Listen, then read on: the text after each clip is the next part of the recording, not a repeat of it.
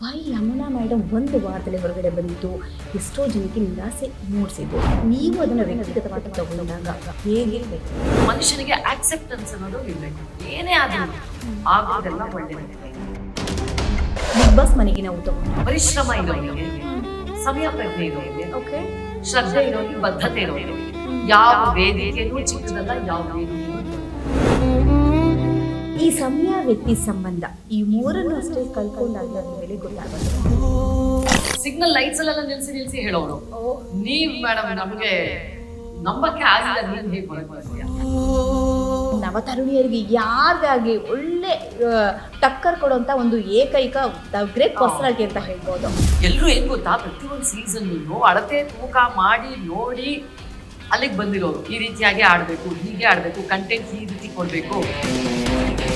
So ಈ ಒಂದು ಮಾತು ಯಾವ ಸಂದರ್ಭದಲ್ಲಿ ಅದು ನಿಜ ಅಂತ ನಿಮ್ಗೆ ಅನಿಸ್ತು? ಬಿಗ್ ಬಾಸ್ ಮನೆಗೆ ನಾವು ತಗೊಂಡು ಗೊತ್ತಿಲ್ಲ ನನಗೆ. ಅಲ್ಲಿ ಮಾಡಿದಂತ ಸುಮಾರು ಚಟುವಟಿಕೆಗಳನ್ನ ಆಗ್ಲಿಲ್ಲ ಅನ್ನೋದು ಇತ್ತು ಅಷ್ಟೇ. ಮೊದಲನೇದಾಗಿ ನಾನು ಒಳಗಡೆ ಹೋಗ್ಬಾರ್ದು ಅಂತ ಪಿ ಮಾಡಿಲ್ಲ, ಟೆಲಿಕಾಸ್ಟ್ ಮಾಡಿಲ್ಲ. ವಾಪಸ್ ಬರುವಾಗಲೂ ನಾನು ಪಿ ಟೆಲಿಕಾಸ್ಟ್ ಮಾಡಿಲ್ಲ. ಸಮಯಕ್ಕೆ ತಕ್ಕಂತೆ ಹೊಂದಾಣಿಕೆನ ಮಾಡ್ಕೊಂಡು ಹೋಗ್ತಿದ್ದಂತ ಒಂದು ವ್ಯಕ್ತಿತ್ವವನ್ನ ಯಾಕೆ ಬಿಗ್ ಬಾಸ್ ಕಳಿಸ್ಬೇಕಾಯ್ತು? ಯಾಕೆ ಬೇಕಾಯ್ತು? ಒಂದು ರೀಸನ್ ಕೊಡಿ.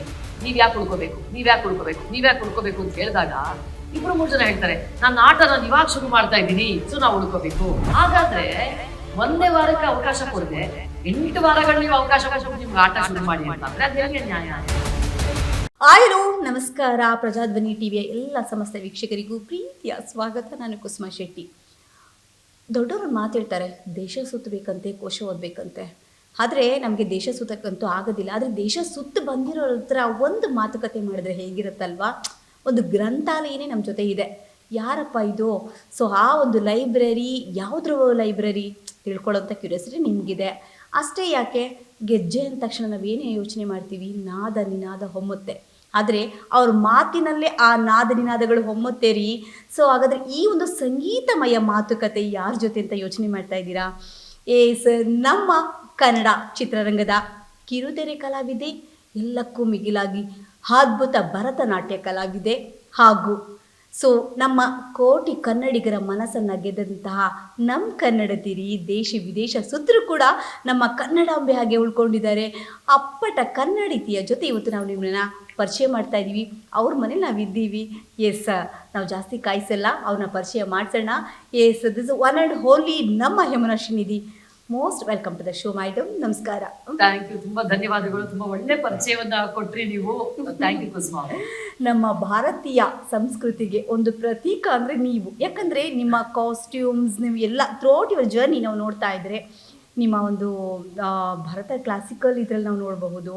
ಮತ್ತು ಹಾಗೆ ನಿಮ್ಮ ಒಂದು ಸೀರಿಯಲ್ ಇದರಲ್ಲಿ ನಾವು ಒಂದು ಜರ್ನಿ ನೋಡಿದಾಗ ನಿಮ್ಮ ಒಂದು ಪರ್ಸನಲ್ ಪ್ರೊಫೆಷನಲ್ ಲೈಫ್ ಎರಡಲ್ಲೂ ಕೂಡ ಅದ್ಭುತವಾಗಿ ನಿಮ್ಮನ್ನು ನೀವು ಒಂದೇ ನಿಮ್ಮದೇ ಆದಂಥ ಮ್ಯಾನರಿಸಮಿಂದ ಕ್ಯಾರಿ ಮಾಡ್ತೀರಾ. ಸೊ ಇದ್ರದ್ದು ಸೀಕ್ರೆಟ್ ಏನು ಅಂತ ಫಸ್ಟ್ ನಮ್ಮ ವೀಕ್ಷಕರಿಗೆ ರಿವೀಲ್ ಮಾಡಿ. ತುಂಬಾ ಧನ್ಯವಾದಗಳು. ದೊಡ್ಡ ದೊಡ್ಡ ಮಾತನ್ನ ಹೇಳ್ತಾ ಇದ್ದೀರಾ. ನಿಮ್ದೇ ಆದ ಸ್ಟೈಲ್ ಅಂತ ಹೇಳಿದ್ರಿ, ಅದು ನಮಗೆ ಗೊತ್ತಿರಲ್ಲ ಏನು ಅಂತ. ನೋಡಿದವ್ರು ಹೇಳ್ಬೇಕು. ನೀವು ಹೇಳಿದಾಗ ನನ್ಗೆ ಎಷ್ಟೊಂದು ವಿಚಾರ ಗೊತ್ತಾಗತ್ತೆ. ನೀವು ಈ ರೀತಿ ಅಂತ ಹೇಳಿದಾಗ ಅದು ಹೇಗೆ ಏನು ಅನ್ನೋದು ನನಗೆ ಗೊತ್ತಿಲ್ಲ. ಪ್ರಾಯಶಃ ನಾನು ಭರತನಾಟ್ಯ ಕಲಾವಿದೆ ಆಗಿದ್ದರಿಂದ ಚಿಕ್ಕ ವಯಸ್ಸಿನಿಂದ ಅದರದ್ದೇ ಆದಂತಹ ಒಂದು ಏನ್ ಹೇಳ್ತಾರೆ, ಮ್ಯಾನರಿಸಮ್ಸ್ ಆಗಬಹುದು, ಹಾವಭಾವ ಆಗಬಹುದು, ಅದರಿಂದ ಬಂದಿರಬಹುದು ಅಂತ ಅನ್ಸುತ್ತೆ. ಅದ್ ಬಿಟ್ಟು ಇನ್ನು ನಮ್ಮ ವ್ಯಕ್ತಿತ್ವ ಬೇರೆಯವರಿಂದ ಕೇಳಿ ತಿಳ್ಕೊಳ್ಬೇಕು. ಸೊ ಹಾಗಾಗಿ ಬಟ್ ನಿಮ್ಮನ್ನ ರೀಡ್ ಮಾಡೋದು ಕಷ್ಟ ಅಲ್ಲ. ಸೊ ಮನಸ್ಸು ಮುಖದ ಕನ್ನಡಿ ಅಂತ ಹೇಳ್ತಾರೆ. ಆದ್ರೆ ನಿಮ್ಮ ಹಾವಭಾವಗಳು ಯಾವ್ದು ರೀತಿ ಇರುತ್ತೆ, ಎಲ್ಲೂ ಕೂಡ ಒಂದು ಚೂರು ಆ ಒಂದು ಮುಖವಾಡವನ್ನ ಧರಿಸಿರದ ಒಂದು ಮುದ್ದು ಮನಸ್ಸಿನ ಮುಗ್ಧ ಮನಸ್ಸಿನ ಒಂದು ಮಾನಿನಿ ಅಂತ ಹೇಳ್ಬಹುದು. ಈ ಪಾಯಿಂಟ್ ನಿಜ. ಯಾಕೆಂತಂದ್ರೆ ನಾನು ಯಾವ್ದನ್ನು ಒಳಗಡೆ ಇಟ್ಕೊಳಕ್ ಆಗೋದೇ ಇಲ್ಲ. ಅದು ಹೊರಗೆ ಬರ್ಲೇಬೇಕು. ಬ್ಲಾಸ್ಟ್ 5 ಸೆಕೆಂಡ್ 10 ಸೆಕೆಂಡ್ ಸುಂದಿರ್ಬೋದೇನೋ ಅಷ್ಟೇ. ಅದಾದ್ಮೇಲೆ ನೋಡಿದನ್ನ ಸುಮ್ಮನೆ ತಡ್ಕೊಂಡಿರುವಂತಹ ವ್ಯಕ್ತಿತ್ವ ಅಲ್ಲ ನಂದು. ಅದು ಹೊರಗಡೆ ಬರ್ಲೇಬೇಕು. ಯಾವ್ದಾದ್ರು ಏನು ಒಳಗಡೆ ಇಟ್ಕೊಳ್ಳೋದಿಲ್ಲ. ನೋ ಪಾಯ್ಸನ್ಸ್ ಚಾನ್ಸ್ ಇಲ್ಲ. ಟಕ್ಕಂತ ಹೊರಗಡೆ ಬರುತ್ತೆ. ಎಷ್ಟು ಜನಕ್ಕೆ ಇಷ್ಟ ಆಗುತ್ತೆ ಈ ನಿಮ್ಮ ವ್ಯಕ್ತಿತ್ವ? ತುಂಬಾ ಜನಕ್ಕೆ ಇಷ್ಟ ಆಗಲ್ಲ ಅಂತ ಅನ್ಕೊಳ್ತೀನಿ. ತುಂಬಾ ಜನಕ್ಕೆ ತುಂಬಾ ಜನ ಅದನ್ನ ಅಪ್ರಿಶಿಯೇಟ್ ಕೂಡ ಮಾಡಿದ್ದಾರೆ. ಅವಾಗ ಏನಾಗುತ್ತೆ, ನೀವು ಏನನ್ನ ಎಕ್ಸ್ಪೆಕ್ಟ್ ಮಾಡ್ಬೋದು ನಮ್ಮಂತವ್ರಿಂದ. ಇಲ್ಲ ಅಂದ್ರೆ ಒಂದು ಭಯ ಇರುತ್ತಲ್ವಾ, ಅವ್ರು ಹೇಗೋ ಗೊತ್ತಿಲ್ಲ, ಒಳಗಡೆ ಏನ್ ಇಟ್ಕೊಂಡಿದಾರೋ ಗೊತ್ತಿಲ್ಲ, ಅದ್ ಯಾವಾಗ ಹೊರಗೆ ಬರುತ್ತೋ ಗೊತ್ತಿಲ್ಲ, ಯಾವ ರೂಪದಲ್ಲಿ ಬರುತ್ತೋ ಗೊತ್ತಿಲ್ಲ, ಹೀಗೆಲ್ಲ ಯೋಚನೆ ಮಾಡ್ತೀರಾ. ಆದ್ರೆ ನಮ್ಮಂತ ವ್ಯಕ್ತಿತ್ವ ಇರೋರು ಲೈಕ್ ಡೈರೆಕ್ಟ್ ಆಗಿ ಮಾತಾಡೋರ ಹತ್ರ ನೀವು ಫ್ರೀ ಆಗಿರಬಹುದು. ಈಗ ಅವ್ರಿಗೆ ಕೋಪ ಬಂದ್ರೆ ತೋರಿಸ್ತಾರೆ, ಬೇಜಾರಾದ್ರೆ ತೋರಿಸ್ತಾರೆ, ಖುಷಿ ಆದ್ರೆ ತೋರಿಸ್ತಾರೆ ಅಂತ ನೀವು ಆರಾಮಾಗಿರ್ಬಹುದು. ಹಾಗಾಗಿ ತುಂಬಾ ಜನ ಅದನ್ನ ಇಷ್ಟಪಟ್ಟಿದ್ದಾರೆ, ಬಟ್ ಕೆಲವು ಕಡೆನಲ್ಲಿ ಡಿಪ್ಲೊಮ್ಯಾಟಿಕ್ ಆಗಿರೋದು ಮುಖ್ಯ ಆಗತ್ತೆ. ಎಲ್ಲ ಸಮಯದಲ್ಲೂ ನೇರವಾಗಿ ಮಾತಾಡೋದು ಕೆಲ್ಸಕ್ಕೆ ಬರಲ್ಲ. ಸೊ ಹಾಗಾಗಿ ಒಂದೊಂದ್ಸಲ ಅದು ಆಗಿದೆ, ಬಟ್ ನಾನು ಇದನ್ನ ಚೇಂಜ್ ಮಾಡ್ಕೊಳ್ಳೋದಕ್ಕೆ ಸಾಧ್ಯನೇ ಇಲ್ಲ. ಇಷ್ಟು ವಯಸ್ಸಾದ್ಮೇಲೆ ಇವಾಗ ಎಲ್ಲಿ ಬದಲಾಯಿಸ್ಕೊಳ್ಳೋದು ಆಗೋದಿಲ್ಲ. ಅದು ಇನ್ನು ಆಕ್ಚುಲಿ ವಯಸ್ಸು ಆಗ್ತಾ ಅದು ಇನ್ನು ಜಾಸ್ತಿ ಆಗ್ತಾ ಇದೆ. ಓಕೆ ಡೈರೆಕ್ಟ್ ಆಗಿ ಪಾಯಿಂಟ್ ಬಂದ್ಬೇಡ. ಯಾಕಂದ್ರೆ ಇಂಥ ಒಂದು ವ್ಯಕ್ತಿತ್ವವನ್ನ ಇಟ್ಕೊಂಡು ನೀವಾಗೇ ಇದ್ದು ಸಹಿತ ಎಲ್ಲೋ ಒಂದು ಕಡೆ ಡಿಸಪಾಯಿಂಟ್ಮೆಂಟ್ ಅಂತ ಹೇಳ್ಬಹುದು, ಲಾಟ್ ಆಫ್ ಕನ್ಫ್ಯೂಷನ್ಸ್ ಅಂತ ಹೇಳ್ಬೋದು. ವೈ ಯಮುನಾ ಮೇಡಮ್ ಒಂದು ವಾರದಲ್ಲಿ ಹೊರಗಡೆ ಬಂದಿದ್ದು ಎಷ್ಟೋ ಜನಕ್ಕೆ ನಿರಾಸೆ ಮೂಡಿಸಿದೆ. ಬಟ್ ನೀವು ಅದನ್ನು ವ್ಯಕ್ತಿಗತವಾಗಿ ತಗೊಂಡಾಗ ಹೇಗೆ ಪ್ರತಿಕ್ರಿಯೆ? ನನ್ನ ವ್ಯಕ್ತಿತ್ವಕ್ಕೆ ನಾನು ಹೇಗೆ ನೋಡ್ತೀನಿ ಅಂತಂದ್ರೆ, ನೋಡಿ ಕುಸುಮ ಅವರೇ, ನಮ್ದು ಏನಿದೆಯೋ ಅದು ನಮಗೆ ಸಿಗುತ್ತೆ. ನಮ್ದು ಏನಲ್ವೋ ಅದು ನೀವು ಏನ್ ಲಾಗ ಹೊಡೆದು ನಮಗೆ ಸಿಕ್ಕಲ್ಲ, ಆಗಲ್ಲ. ಸೊ ಮನುಷ್ಯನಿಗೆ ಆಕ್ಸೆಪ್ಟೆನ್ಸ್ ಅನ್ನೋದು ಇರ್ಬೇಕು. ನಮ್ಮ ತಂದೆ ಯಾವಾಗ್ಲೂ ಹೇಳೋರು, ಏನೇ ಆದ್ರೂ ಆಗೋದೆಲ್ಲ ಒಳ್ಳೇದಕ್ಕೆ. ಅದು ನನ್ಗೆ ತುಂಬಾ ನಂಬಿಕೆ ಇದೆ. ಏನೇ ಆಗ್ಲಿ, ಯಾವುದೇ ಒಂದು ಅವಕಾಶ ಬಂದ್ರು ಸರಿನೇ, ಹೋದ್ರು ಸರಿನೇ, ಆಗೋದೆಲ್ಲ ಒಳ್ಳೇದಕ್ಕೆ ಅಂತ ನಮ್ಮ ತಂದೆ ಏನ್ ಹೇಳ್ತಾ ಇದ್ರು, ನನ್ನ ಜೀವನದಲ್ಲಿ ಅದು ನೀಟಾಗಿ ನಡ್ಕೊಂಡು ಬಂದಿದೆ. ಸೊ ಹಾಗಾಗಿ ನನಗೆ ಯಾವ್ದ್ರ ಮೇಲೂ ಒಂದು ನಿರಾಸೆ ಅನ್ನೋದು ಬರೋದೇ ಇಲ್ಲ. ಹಾಗಾಗಿ ನಾವು ಅದನ್ನ ಒಪ್ಕೊಳ್ಳೋ ಪರಿಸ್ಥಿತಿನ ಬೆಳೆಸ್ಕೊಳ್ಬೇಕು. ಯಾವ್ದನ್ನೇ ಆದ್ರೂ ಇದು ಹೊಟ್ಟೋಯ್ತು, ನನ್ನ ಜೀವನನೇ ಮುಗಿದೋಯ್ತು. ಆಮೇಲೆ ನೋಡಿ, ಪ್ರತಿಭೆ ಇರೋರಿಗೆ, ಪರಿಶ್ರಮ ಇರೋರಿಗೆ, ಸಮಯ ಪ್ರಜ್ಞೆ ಇರೋರಿಗೆ, ಶ್ರದ್ಧೆ ಇರೋರಿಗೆ, ಬದ್ಧತೆ ಇರೋರಿಗೆ ಯಾವ ವೇದಿಕೆನೂ ಚಿಕ್ಕದಲ್ಲ, ಯಾವ ವೇದಿಕೆನೂ ದೊಡ್ಡದಲ್ಲ. ಎಲ್ಲೋ ಒಂದ್ ಕಡೆ ಅವ್ರು ಶೈನ್ ಆಗೇ ಆಗ್ತಾರೆ. ಅವ್ರಿಗೆ ಬರೋ ಅವಕಾಶಗಳನ್ನ ಯಾರು ತಪ್ಸಕ್ ಆಗೋದೇ ಇಲ್ಲ. ಕೆಲವು ನಮ್ದು ಆಗಿರಲ್ಲ, ಅದು ಅಷ್ಟೇ. ಅಪ್ಪಿ ತಪ್ಪಿಯಲ್ಲಿ ಏನೋ ಹೋಗ್ಬಿಟ್ಟಿರ್ತೀವಿ, ಅದು ನಮ್ದು ಆಗಿರಲ್ಲ. ಸೊ ಹಾಗಾಗಿ ಅದ್ರ ಆಕ್ಸೆಪ್ಟೆನ್ಸ್ ಬರಬೇಕು ಯಾವುದೇ ಒಂದು ವಿಚಾರಕ್ಕೂ ಮನುಷ್ಯನಲ್ಲಿ. ನಿರಾಸೆ ಅನ್ನೋದಿರಲ್ಲ. ಓ ಸೂಪರ್. ಸೊ ಇದೆಲ್ಲ ಕೂಡ ನಿಮ್ಮ ಫಾದರ್ ನಿಮ್ಗೆ ಹೇಳ್ಕೊಟ್ಟಂತ ಒಂದು ದೊಡ್ಡ ಪಾಠ.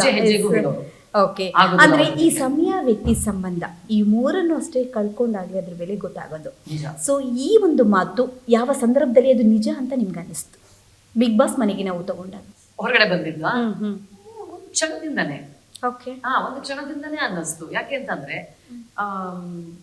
ಇದು ಹೊರಗಡೆ ಬಂದಾಗ್ಲೂ, ಹೊರಗಡೆ ಬರೋದಿಲ್ಲ, ಮನೆಯಿಂದ ಹೊರಗಡೆ ಬಂದ ತಕ್ಷಣ ಅಲ್ಲೇನೆ ವೇದಿಕೆ ಮೇಲೆ ಬರೋ ಮುಂಚೆನೆ ನೀವು ಬಂದ್ಬಿಟ್ರ ಟೆಕ್ನಿಷಿಯನ್ಸ್, ನೀವು ಬರುವಂತ ಸ್ಪರ್ಧೆನೇ ಅಲ್ಲ, ನೀವ್ ಹೇಗ್ ಬಂದ್ಬಿಟ್ರಿ, ಅಷ್ಟು ಸ್ಟ್ರಾಂಗ್ ಆಗಿದ್ರಿ, ನೀವು ಆಕ್ಟಿವ್ ಆಗಿರ್ತಾ ಇದ್ರಿ, ಎಲ್ಲರನ್ನೂ ಇನ್ವಾಲ್ವ್ ಮಾಡ್ಕೊಳ್ತಾ ಇದ್ರಿ, ಎಲ್ಲಿ ಮಾತಾಡ್ಬೇಕಲ್ಲಿ ಮಾತಾಡ್ತಾ ಇದ್ರಿ, ಎಲ್ಲಿ ಬುದ್ಧಿವಾದ ಹೇಳ್ಬೇಕು ಎಲ್ಲದನ್ನು ಮಾಡ್ತಿದ್ರಿ, ನೀವು ಹೊರಗಡೆ ಬಂದ್ಬಿಟ್ರ, ನೀವು ಬರೋಂಥವ್ರೆ ಅಲ್ಲ. ಅಲ್ಲಿ ಡಮ್ಮಿ ಆಗಿ ಕೂತಿದ್ದವರು ಮೊದಲೇ 3-4 ವಾರ ತುಂಬಾ ಜನ ಇದ್ದಾರೆ. ಅಂದ್ರೆ ಮೂಲೆನಲ್ಲೇ ತಮಗ್ ತಾವು ಕೂತಿದ್ದವ್ರು ತುಂಬಾ ಜನ ಇದ್ದಾರೆ. ಸೊ ಅವ್ರನ್ನೆಲ್ಲ ಬಿಟ್ಟು ನೀವ್ ಹೇಗ್ ಬಂದಿದ್ದೀರಾ ಅಂತ ಅವ್ರು ಹೇಳಿದಾಗ, ಆಮೇಲೆ ಹೊರಗಡೆ ಬಂದ ತಕ್ಷಣ ಎಷ್ಟು ಜನಗಳು ಪಾಪ ಸಿಗ್ನಲ್ ಲೈಟ್ಸ್ ಅಲ್ಲೆಲ್ಲ ನಿಲ್ಸಿ ಹೇಳೋರು, ನೀವ್ ಮೇಡಮ್ ನಮಗೆ ನಂಬಕ್ಕೆ ಆಗಿಲ್ಲ, ನೀವ್ ಹೇಗ್ ಹೊರಗೆ ಬಂದ್ರಿ ಅಂತ. ಅದ್ ಬೇಕಾಗಿತ್ತ? ಫಸ್ಟ್ ವೀಕಲ್ಲಿ ಎಲಿಮಿನೇಷನ್ ಎಲ್ಲರಲ್ಲೂ ಪ್ರಶ್ನಾರ್ಥಕವಾಗಿ ಉಳ್ಕೊಳ್ತು. ನೋಡಿ, ಇಡೀ ಸೀಸನ್ ಅಲ್ಲಿ ಒಂದು 5-6 ವಾರಗಳು ಎಲಿಮಿನೇಷನ್ ಇರ್ಲಿಲ್ಲ. ಅದನ್ನ ಮೊದಲನೇ ವಾರನೇ ಮಾಡಬಹುದಾಗಿತ್ತು ಯಾಕಂದ್ರೆ ಒಬ್ರನ್ನೊಬ್ಬರನ್ನ ಅರ್ಥ ಮಾಡ್ಕೊಳ್ಳೋಕೆ ಸ್ವಲ್ಪ ಸಮಯ ಬೇಕು. ಆಮೇಲೆ ಇನ್ನೊಂದು ಏನಾಗಿದೆ ಅಂತಂದ್ರೆ ಕುಸುಮ ಅವರೇ, ನಾನು ಈ 10 ಸೀಸನ್ಗಳಲ್ಲಿ ಒಂದು ಸೀಸನ್ ಒಂದು ಎಪಿಸೋಡ್ ಸಹ ನಾನು ನೋಡಿಲ್ಲ. ಬಿಗ್ ಬಾಸ್ ಹೇಗೆ ಕೆಲಸ ಮಾಡುತ್ತೆ ಅಂತ ನನಗೆ ಗೊತ್ತಿಲ್ಲ. ಅವ್ರ ಪ್ಯಾಟರ್ನ್ ಏನು, ಅವ್ರು ಯಾವ ರೀತಿಯಾಗಿ ಕೆಲಸ ಮಾಡ್ತಾರೆ ನನಗೆ ಏನೂ ಗೊತ್ತಿಲ್ಲ. ಬಿಗ್ ಬಾಸ್ ಅಂದ್ರೆ ಏನು ಅನ್ನೋದು ಸಹ ನನಗೆ ಗೊತ್ತಿಲ್ಲ. ಒಂದು ಎಪಿಸೋಡ್ ಸಹ ನೋಡಿಲ್ಲ. ಈ ಪ್ರೋಮೋಗಳು ಬರುತ್ತೆ ಗೊತ್ತಾ, ಚಿಕ್ಕದು 30 ಸೆಕೆಂಡ್ 1 ಮಿನಿಟ್, ಆ ತರದ್ ನೋಡ್ಕೊಂಡು ಬಂದೋಳು. ಅದ್ರ ಬಗ್ಗೆ ಏನೂ ಗೊತ್ತಿಲ್ಲ. ಸೊ ಹೊರಟೋಗಿದ್ದೀನಿ, ಒಂದ್ ಎಪಿಸೋಡ್ ನೋಡಿಲ್ಲ. ಅಲ್ಲಿ ಹೋದ್ಮೇಲೆ ಇದೇ 11ನೇ ಸೀಸನ್ ಒಂದೇ ನಾನು ಅದನ್ನ ಅರ್ಥ ಮಾಡ್ಕೊಳಕ್ ಸಂಪೂರ್ಣವಾಗಿ ನೋಡಿದ್ದು. ಇವಾಗ ನನಗೆ ಗೊತ್ತಾಯ್ತು ಅದು ಹೇಗ್ ವರ್ಕ್ ಆಗುತ್ತೆ, ಅದು ಏನು ಎತ್ತ ಇವಾಗ ಗೊತ್ತಾಗತ್ತೆ ನನಗೆ. ಸೊ ಹಾಗಾಗಿ ಪ್ರಾಯಶಃ ಗೊತ್ತಿದ್ದಿದ್ರೆ ನಾನು ಹೋಗ್ತಾ ಇದ್ನೋ ಇಲ್ವೋ ಅದು ಸಂಶಯಾಸ್ಪದನೆ. ಓಕೆ. ಸೊ ಅಂದ್ರೆ ನೀವು ಹೋಗಿದಂತ ಒಂದು ಕೆಲವೇ ದಿನ, ಅದು ಒಂದು ವಾರದಲ್ಲಿ ಅಷ್ಟು ವ್ಯಕ್ತಿಗಳ ವ್ಯಕ್ತಿತ್ವನ ನೀವು ಅರ್ಥ ಮಾಡ್ಕೊಳ್ಳೋದಕ್ಕೆ ಸಾಧ್ಯ ಆಯ್ತಾ? ಚಾನ್ಸೇ ಇಲ್ಲ. ಅಲ್ಲಿ ಹೋದಾಗಿರ್ಲಿ, ಹೊರಗಡೆ ಬಂದಲ್ಲೂ ಪ್ರತಿ ವಾರ ನೋಡುವಾಗ ಹೀಗಿರ್ಲಿಲ್ವಲ್ಲ, ಮೊದಲನೇ ವಾರ ಇವ್ರು ಈ ರೀತಿ ಇರ್ಲಿಲ್ವಲ್ಲ. ನನ್ನನ್ನ 5-6 ಜನ ನಾಮಿನೇಟ್ ಮಾಡ್ತಾರೆ ಮೊದಲನೇ ವಾರ. ಯಮುನಾ ಮೇಡಮ್ ತುಂಬಾ ಔಟ್ ಸ್ಪೋಕನ್, ತುಂಬಾ ನೇರವಾಗಿ ಮಾತಾಡ್ತಾರೆ, ತುಂಬಾ ಅದು ಇದು ಅಂತೆಲ್ಲ ನನ್ನನ್ನೇ ನಾಮಿನೇಟ್ ಮಾಡ್ತಾರಲ್ವಾ. ಹೋಗ್ತಾ ಎಲ್ಲರಿಗೂ ನನಗಿಂತ ಹಾರಾಟ, ಕಿರ್ಚಾಟ ಎಲ್ಲ ಪ್ರತಿಯೊಂದು ರಪ್ ಅಂತ ಆಮೇಲೆ ಬರ್ತಾ ಇದೆ. ಸೊ ಹಾಗಾಗಿ ಇಲ್ಲಿ ಮುಖವಾಡ ಹಾಕೊಂಡಿದ್ದವ್ರು ಯಾರು, ಇದ್ದವ್ರು ಯಾರು, ಹೇಗೆ ಹಾಗಾಗಿ ಒಬ್ರನ್ನೊಬ್ರನ್ನ ಅರ್ಥ ಮಾಡ್ಕೊಳ್ಳೋಕೆ ಸಾಧ್ಯನೇ ಇಲ್ಲ ಆ ಮನೆ ಒಳಗೆ. ಎಲ್ರು ಏನ್ ಗೊತ್ತಾ, ಪ್ರತಿಯೊಂದು ಸೀಸನ್ನು ಅಳತೆ ತೂಕ ಮಾಡಿ ನೋಡಿ ಅಲ್ಲಿಗೆ ಬಂದಿರೋರು. ಈ ರೀತಿಯಾಗಿ ಆಡ್ಬೇಕು, ಹೀಗೆ ಆಡ್ಬೇಕು, ಕಂಟೆಂಟ್ ಈ ರೀತಿ ಕೊಡ್ಬೇಕು, ಕಾಂಟ್ರವರ್ಸಿಗಳನ್ನ ಈ ರೀತಿ ಸೃಷ್ಟಿಸಿದ್ರೆ ವರ್ಕೌಟ್ ಆಗತ್ತೆ. ಸೊ ಈ ರೀತಿಯಾಗಿ ತುಂಬಾ ಚೆನ್ನಾಗಿ ಅರ್ಥ ಮಾಡ್ಕೊಂಡು ಬಂದಿರೋರ್ ಜೊತೆಗೆ ಅಲ್ಲಿ ನಾನಾಗೆ ಇದ್ದಾಗ ಡೆಫಿನೆಟ್ ಆಗಿ ವರ್ಕೌಟ್ ಆಗಲ್ಲ. ಓಕೆ, ಅಂದರೆ ಬಿಗ್ ಬಾಸ್ನ ಅನ್ನಪೂರ್ಣೇಶ್ವರಿ ಅಂತ ಒಂದು ಕೈಂಡ್ ಆಫ್ ಟೈಟಲ್ ನಿಮ್ಗೆ ಸಿಕ್ಕಿತ್ತು. ಯಾಕಂದರೆ ಅಲ್ಲಿ ಎಲ್ಲರಿಗೂ ಕೂಡ ರುಚಿಯಾಗಿ ಒಂದು ಉಣಬಡಿಸ್ತಿದ್ದು ನೀವು. ಅದು ಎಷ್ಟು ಜನಕ್ಕೆ ಅದು ಸರಿ ಅನ್ನಿಸ್ತು ಅಥವಾ ಹೇಗೆ ಕ್ಯಾಮ್ರಾ ಮುಂದೆ ಅವರು ಪ್ರತಿಕ್ರಿಯೆ ಕೊಟ್ಟರು ಅದು ಸೆಕೆಂಡ್ರಿ. ಆದರೆ ಸೊ ಎಲ್ಲೋ ಒಂದು ಕಡೆ ನೀವು ಅಂದರೆ ಅಂತರ್ಗತವಾಗಿ ತುಂಬ ಡೀಪಾಗಿ ಇನ್ವಾಲ್ವ್ ಆಗಿ ಯಾವುದೇ ರೀತಿಯಾದಂಥ ಫೇಕ್ ರಿಯಾಕ್ಷನ್ಸ್ ಇಲ್ಲದೆ ಮಾಡಿದಂಥ ವ್ಯಕ್ತಿ. ಸೊ ನಿಮ್ಮನ್ನು ಮಿಸ್ ಮಾಡ್ಕೊಂಡವ್ರು ಯಾರು ಬಂದ್ಮೇಲೆ? ಧರ್ಮ ಅವರು ಹೇಳ್ತಾರೆ, ಆಮೇಲೆ ಭವ್ಯ ಹೇಳ್ತಾರೆ, ಅಯ್ಯೋ ನಾನು ಮಿಸ್ ಮಾಡ್ಕೊಳ್ತಾ ಇದ್ದೀನಿ, ಏನ್ ಎನರ್ಜಿ ಇತ್ತು ಗುರು ಅವ್ರಿಗೆ, ಅವ್ರು ಬಂದ್ರೆ ಎಲ್ರಿಗೂ ಎನರ್ಜಿ ತಂದ್ಬಿಡೋರು ಅಂತ ಭವ್ಯ ಹೇಳಿದ್ದಾರೆ ಒಂದ್ಸಲ. ಅದನ್ನ ಟೆಲಿಕಾಸ್ಟ್ ಮಾಡಿದ್ರು. ಧರ್ಮ ಅವರು ತುಂಬಾ ಮಿಸ್ ಮಾಡ್ಕೊಂಡಿದ್ದಾರೆ. ಆಮೇಲೆ ತ್ರಿವಿಕ್ರಮ್ ಅವರು 2ನೇ ಸಲ ನಾನು ಮೀಟ್ ಮಾಡಕ್ ಹೋದಾಗ ಅವ್ರೆಲ್ಲ ಮನೆ ಒಳಗೆ ಆ ತ್ರಿವಿಕ್ರಮ್ ಅವ್ರು ಹೇಳಿದ್ರು, ಇಲ್ಲಿರೋ ಅಷ್ಟು ಹುಡುಗಿರಿಗಿಂತ ನಿಮಗೆ ಎನರ್ಜಿ ಇತ್ತು, ಆ ಉತ್ಸಾಹ ಇತ್ತು, ಒಂದು ಹುಮ್ಮಸ್ ಇತ್ತು. ಅವ್ರು ನನಗೆ ವರ್ಕೌಟ್ ಮಾಡಿಸ್ತಾ ಇದ್ರು ಅಲ್ಲಿದ್ದಾಗ. ತ್ರಿವಿಕ್ರಮ್ ಅವರು ನನ್ನನ್ನ ಒಂಥರ ಏಜ್ ಪರ್ಸನ್ ತರ ನೋಡ್ತಾನೆ ಇರ್ಲಿಲ್ಲ. ಮೇಡಮ್ ನಿಮ್ಗಿರೋ ಎನರ್ಜಿಗೆ ನೀವು ಮಾಡ್ಬೋದು, ಬನ್ನಿ ಮಾಡಿ ಅಂತ. ಸೊ ಹಾಗಾಗಿ ಎಲ್ಲರೂ ಮಿಸ್. ಆಮೇಲೆ ಅವ್ರಿಗೆ ಗೊತ್ತಾಗಿದೆ. ಮೊದಲೇನ್ ಅಂದ್ಕೊಂಡ್ರು, ನಾನು ಮೊದಲನೇ ದಿನದಿಂದಾನೇ ರೂಲ್ಸ್ ರೆಗ್ಯುಲೇಷನ್ಸ್ ಅಂತ ಜೋರಾಗಿದ್ದೆ ಅಲ್ವಾ. ಸೊ ಅವ್ರು ಅಂದ್ಕೊಂಡ್ರು ಇವ್ರು ತುಂಬಾ ಜೋರು ಅಂತ. ಹೋಗ್ತಾ ಅವ್ರಿಗೆ ಅನ್ಸಿದೆ, ಪಾಪ ಯಮುನವ್ರು ಏನು ಇಲ್ಲ, ಅವರು ಇದ್ದಂಗಿದ್ರು ಅಷ್ಟೇ ಪಾಪ ಅಂತ. ಬೇರೆ ಮುಖಗಳನ್ನ ನೋಡಿದಾಗ ಅವ್ರು ಇದ್ದಾಗಿದ್ದು ಅಷ್ಟೇ ಪಾಪ ಅಂತ ಆಮೇಲೆ ಅನ್ಸಿದೆ ಅವ್ರಿಗೆ. ಬಟ್ 1 ವಾರ ಜರ್ನಿ ಆದ್ರೂ ಚೆನ್ನಾಗಿತ್ತು. ಓಕೆ, ಸೊ ನಾವಿಲ್ಲಿ ಅಂದರೆ ಬಿಗ್ ಬಾಸ್ ಸೀಸನ್ ಮುಗೀತು, ವಿನ್ನರ್ ಅನೌನ್ಸ್ ಆಯಿತು, ರನ್ನರ್ ಅಪ್ ಬಂದಾಯಿತು. ಬಟ್ ಸ್ಟಿಲ್ ಲೈಕ್ ನಮ್ಮ ಒಂದು ಪರ್ಸೆಪ್ಷನ್ಸ್ ಏನಿರುತ್ತೆ ಆ ದೃಷ್ಟಿಲಿ ನಾವು ನೋಡಿದಾಗ ಮೊದಲನೇ ವಾರ ಯಮುನಾ ಮೇಡಮ್ ಬದಲಿಗೆ ಬೇರೆ ಯಾರು ಎಲಿಮಿನೇಟ್ ಆಗಬೇಕಾಗಿತ್ತು ಅಂತ ನಿಮ್ಗೆ ಅನಿಸ್ತು? ಎಸ್, ನಾನು ಬೇಡ, I am not a person, ನನ್ನ ಜಾಗ ಇವ್ರು ಇರಬೇಕಾಯ್ತು. ಅದನ್ನ ಜನಗಳೇ ತುಂಬಾ ಹೇಳಿದ್ದಾರೆ, ಎಲ್ಲರೂ ಹೇಳಿದ್ದಾರೆ. ಈಗ ನೋಡಿ, ನೀವ್ ಎಷ್ಟು ನೋಡಿದಿರೋ ಸ್ಕ್ರೀನ್ ಮೇಲೆ ಅದೇ ಸತ್ಯ. ಎಲ್ಲರೂ ಹೇಳಿದ್ದಾರೆ, ಅಯ್ಯೋ ಅಲ್ಲಿ 4-5 ಜನ ಏನು ಮಾಡದೆ ಮೂಲೆಯಲ್ಲಿ ಕೂತಿದ್ರು ಮೊದಲನೇ ವಾರ ಅಂತ ಹೇಳಿ. ಸೊ ಯಾರು ಬೇಕಾದ್ರೂ ಬರ್ಬೋದಾಗಿತ್ತು ಅಲ್ಲಿ. ಬಟ್ ನೀವು ಸ್ಪೆಸಿಫಿಕ್ ಆಗಿ ಒಬ್ಬರು ನೇಮ್ ಮೆನ್ಷನ್ ಮಾಡೋದಾದ್ರೆ ವಿ ಹೋಪ್ ಇಲ್ಲ, ತುಂಬಾ ಜನ, ಡೆಫಿನೆಟ್ಲಿ ತುಂಬಾ ಜನ ಇದ್ರು. ಯಾಕಂದ್ರೆ ಮೊದಲನೇ ವಾರ ಏನ್ ಮಾಡ್ತಾ ಇದ್ರು ಗೊತ್ತಾ, ಜಾನ್ರು ಎಲ್ಲರನ್ನು ಅಬ್ಸರ್ವ್ ಮಾಡ್ತಾ ಇದ್ರು. ಯಾರು ಇನ್ನು ಅಖಾಡಕ್ಕೆ ಇಳಿದಿಲ್ಲ, ಯಾರು ಅಖಾಡಕ್ಕೆ ಇದಕ್ಕೆ ಹೋಗಿಲ್ಲ. ಇಲ್ಲ, ಇವಾಗ ಅರ್ಥ ಆಗ್ತದೆ ನನ್ಗೆ ಯಾವ ರೀತಿ ಇದ್ರು ಅಂದ್ರೆ, ಬಾಯಿ ಸಹ ಬಿಟ್ಟಿಲ್ಲ, ಒಬ್ರ ಜೊತೆ ಮಾತಾಡಿಲ್ಲ. ಮೊದಲನೇ ವಾರ ಏನು ನಡೆದೇ ಇಲ್ಲ ಬಿಡಿ. ಸೊ ಹಾಗಾಗಿ ಅವ್ರಿಗೆಲ್ಲ ಎಷ್ಟು ನೋಡಿ, ಎಷ್ಟು ಸಲ ಅವ್ರಿಗೆ ಅವಕಾಶಗಳು ಸಿಕ್ಕಿದೆ. 8 ವಾರಗಳ ನಂತರ ನಾಮಿನೇಷನ್ ಆಗಿರೋರಿಗೆ ಸುದೀಪ್ ಸರ್ ಕೇಳ್ತಾರೆ, ಒಂದು ರೀಸನ್ ಕೊಡಿ, ನೀವ್ ಯಾಕೆ ಉಳ್ಕೋಬೇಕು ಅಂತ ಹೇಳಿದಾಗ 2-3 ಜನ ಹೇಳ್ತಾರೆ, ನನ್ನ ಆಟ ನಾನು ಇವಾಗ ಶುರು ಮಾಡ್ತಾ ಇದ್ದೀನಿ, ಸೊ ನಾವು ಉಳ್ಕೋಬೇಕು. ಹಾಗಾದ್ರೆ 1ನೇ ವಾರಕ್ಕೆ ಅವಕಾಶ ಕೊಡದೆ 8 ವಾರಗಳು ನೀವು ಅವಕಾಶ ಕೊಟ್ಬಿಟ್ಟು ನಿಮ್ಗೆ ಆಟ ಶುರು ಮಾಡಿ ಅಂತ ಅಂದ್ರೆ ಅದೆಲ್ಲಿಯ ನ್ಯಾಯ? ಹೌದು ಅಲ್ವಾ? ಇದು ನೀವೆಲ್ಲಾದ್ರೂ ಪ್ರಶ್ನೆ ಮಾಡಿದ್ರ?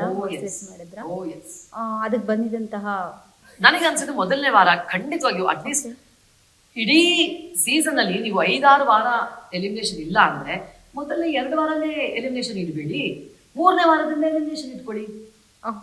ಅಲ್ವಾ? ಅಟ್ಲೀಸ್ಟ್ ಒಬ್ರನ್ನೊಬ್ರನ್ನ ಅರ್ಥ ಮಾಡ್ಕೊಳ್ತೀವಿ, ಬಿಗ್ ಬಾಸ್ನ ಅರ್ಥ ಮಾಡ್ಕೊತಾರೆ, ಒಂದು ಅಡ್ಜಸ್ಟ್ ಆಗ್ತಾ ಇರ್ತೀರಾ, ಒಂದ್ ಜಾಗಕ್ಕೆ ನಿಮ್ಮನ್ನ ನೀವು ಅಲ್ಲಿ ತೊಡಗಿಸ್ಕೊತಾ ಇರ್ತೀರಾ. ಆವಾಗ ಎಲಿಮಿನೇಷನ್ ನನಗೇನೋ ಸರಿ ಅನಿಸ್ಲಿಲ್ಲ. ಪಾಪ ಸುದೀಪ್ ಸರ ಹೇಳ್ತಾರೆ, ನಾವು ಹೊರಗೆ ಬರುವಾಗ ಸುದೀಪ್ ಸರ ಹೇಳಿದ್ರಲ್ಲ, ತುಂಬಾ ಅನ್ಲಕ್ಕಿ ಪೀಪಲ್ ಮೊದಲನೇ ವಾರ ಹೋಗುವಂತವ್ರು ತುಂಬಾ ಅನ್ಲಕ್ಕಿ ಅಂತ ಪಾಪ 2-3 ಸಲ ಮೆನ್ಷನ್ ಮಾಡ್ತಾರೆ ಸುದೀಪ್. ನಿಮ್ಗೆ ಅದೇ ಒಂದು ದೊಡ್ಡ ಅವಾರ್ಡ್ ಸಿಕ್ತಾಗಂತ ಅನ್ಸಲ್ಲ, ಯಾಕಂದ್ರೆ ಒಬ್ಬ ಅಂತ ಐಕಾನ್ ನಮ್ಮ ಇಂಡಸ್ಟ್ರಿ ವರ್ಸಟೈಲ್ ಆಕ್ಟರ್ ಈ ರೀತಿಯಾದಂತ ಒಂದು ಕಾಂಪ್ಲಿಮೆಂಟ್ ಕೊಡ್ತಾ ಇದ್ದಾರೆ. ಡೆಫಿನೆಟ್ಲಿ. ಇನ್ನೊಂದೇನಾಗುತ್ತೆ ಮೇಡಮ್, ಒಂದು ಜೀವನದಲ್ಲಿ ಸಾಕಷ್ಟು ಅನುಭವಗಳನ್ನ, ಸಾಕಷ್ಟು ಕ್ಷೇತ್ರಗಳಲ್ಲಿ ನಿಮ್ಮನ್ನ ನೀವು ಗುರುತಿಸ್ಕೊಂಡು ಸಾಧನೆ ಮಾಡಿ ಬಂದಾಗ ನಿಮ್ಗೆ ಇವೆಲ್ಲ ಇನ್ನೂ ಚೆನ್ನಾಗಿ ಅರ್ಥ ಆಗುತ್ತೆ. ಆಮೇಲೆ ಏನು ಅನ್ಸೋದು ಇಲ್ಲ, ಇರ್ಲಿ ಬಿಡು, ಇಟ್ಸ್ ಫೈನ್. ಎಸ್, ಅಂದರೆ ನೀವಿದ್ದದ್ದು ವೆರಿ ಶಾರ್ಟ್ ಪೀರಿಯಡ್, ಕೆಲವು ದಿನ. ಆದರೆ ನೀವು ಏನು ಕೊಡಬೇಕು ಬಿಗ್ ಬಾಸ್ಗೆ ಅಂತ ಹೋದ್ರಿ, ಆ ಬಿಗ್ ಬಾಸ್ ಮನೆ ನಾನು ಹೀಗೆ ಇರಬೇಕು, ಸೊ ಈ ರೀತಿಯಾದಂತಹ ನನ್ನ ಕಡೆಯಿಂದ ಕಾಂಟ್ರಿಬ್ಯೂಷನ್ ಸಮಥಿಂಗ್ ನೀವು ಪ್ಲ್ಯಾನ್ ಆಗಿ ಪ್ರಿಪೇರ್ ಆಗಿ ಹೋಗಿರ್ತೀರಾ. ಬಟ್ ಅಲ್ಲಿ ಏನು ಕೊಡೋಕ್ಕಾಗಲಿಲ್ಲ ಅಂತ ಬಂದಮೇಲೆ ಕೊರಗು ನಿಮ್ಮನ್ನ ಕಾಡ್ತಾ ಇದೆ. ಕೊರಗಿಲ್ಲ ನನಗೆ, ಅಲ್ಲಿ ಮಾಡಿದಂತ ಸುಮಾರು ನನ್ನ ಚಟುವಟಿಕೆಗಳನ್ನ ಹಾಕ್ಲಿಲ್ಲ ಅನ್ನೋದು ಒಂದು ಇತ್ತು ಅಷ್ಟೇ. ಮೊದಲನೇದಾಗಿ ನಾನು ಒಳಗಡೆ ಹೋಗುವಾಗಲೂ ನಾನು BT ಪ್ಲೇ ಮಾಡಿಲ್ಲ. ಟೆಲಿಕಾಸ್ಟ್ ಮಾಡಿಲ್ಲ. ವಾಪಸ್ ಬರುವಾಗ್ಲೂ ನಂದು ವಿಟಿ ಟೆಲಿಕಾಸ್ಟ್ ಮಾಡಿಲ್ಲ.